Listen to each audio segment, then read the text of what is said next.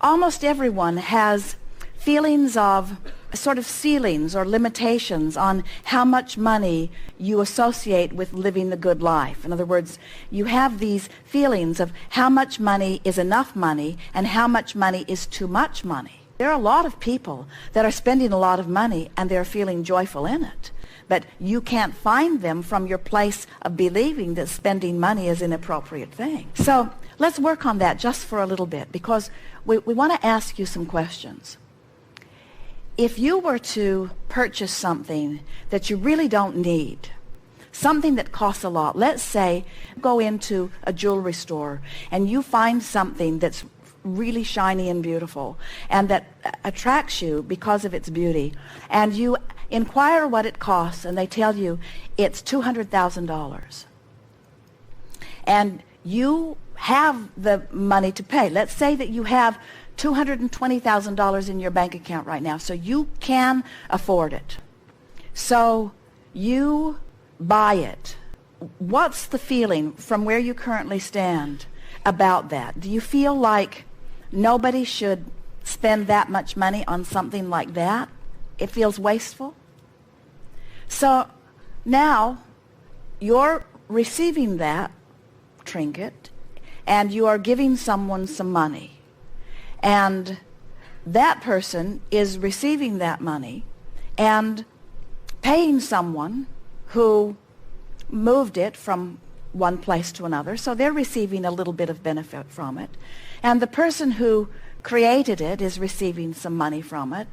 And the materials that went into it, those people are receiving some money from it. So let's say that there are 20 people that, or more, but let's say there are 20 people who will financially benefit from your purchase. Is it wasteful for you to add to the financial well-being of others? Some of them will send their children to school with the money that you have paid for that. Some of them will buy food with the money that you've paid for that. Some of them will donate it to orphanages. Some of them will pay taxes. So what has really happened here?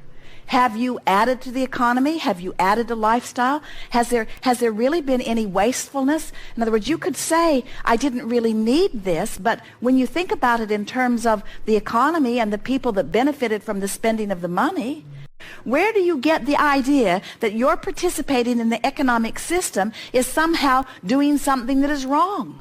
How did this shortage consciousness occur when you are all exchanging your gifts and services in this economic world that you have going on? We want to submit to you that the more money that you allow to flow through you and the more places that you funnel the money that flows through you, the more you uplift. Have you taken a look at your economy? Do you know that your economy is at an all-time high? And do you understand that it was not that long ago that you were trading beads and fur and things?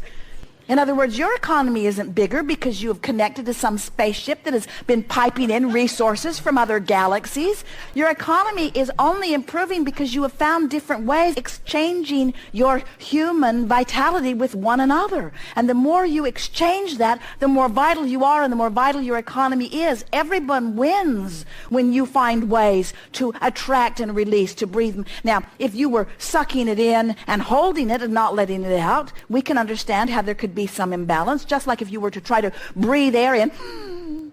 As you breathe air in and you don't allow it to flow out, in other words, there is a little hang-up even about breathing that is going on. In other words, we like to use the analogy, breathing in and out, in and out, in and out, in and out. It's effortless. When you run, you want more. When you sleep, you want less. In and out, in and out. You never suck it in and hold it for fear there won't be more later. You never stand out on your porch for fear that there won't be enough left in the afternoon. I need to get it all while I can. You expect the air to be there when you want it, and we want you to understand that the vitality and the clarity and the money is there. It's always there for you. Breathe it in and breathe it out and breathe it in and breathe it out. And that's the point of that game. That's what that game is designed to help you to do, is to think of things that you would like to use as your excuse to allow the money to flow in. But if you feel guilty about spending money, if we were standing in your physical shoes, now you're spending that money, think about what those will do who will receive the money. Think about that.